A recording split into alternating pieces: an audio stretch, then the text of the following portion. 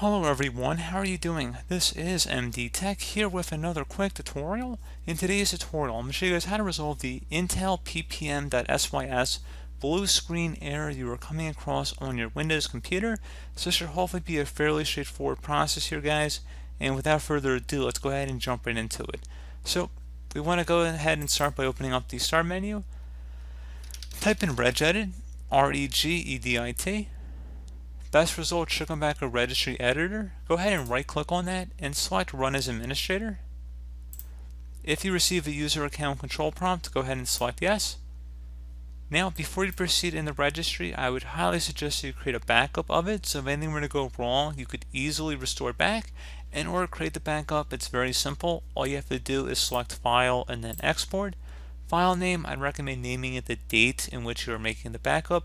Set export range to all, and then save it to a convenient location on your computer. And if you ever need to import it back in, all you would do is select File and then Import, and then locate the file location. So again, pretty straightforward. And now we're ready to begin. So you're going to start by double clicking on the HK local machine folder. Do the same thing now for the system folder. Same thing for current control set, double click on that. Should be a services folder, double click on that. And then finally, there should be an Intelppm folder in here. You can click on a random folder and just start typing for it. As you can see right here.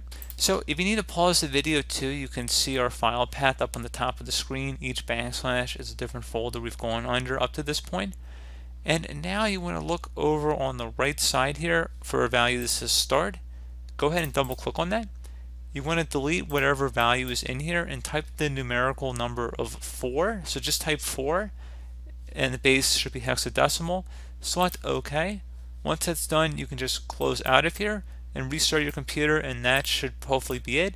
You can also check for additional updates on Intel's website to see if there are any new driver updates. And that's pretty much about it, guys. So as always, thank you for watching this brief tutorial. Do hope I was able to help you out, and I do look forward to catching you all in the next tutorial. Goodbye.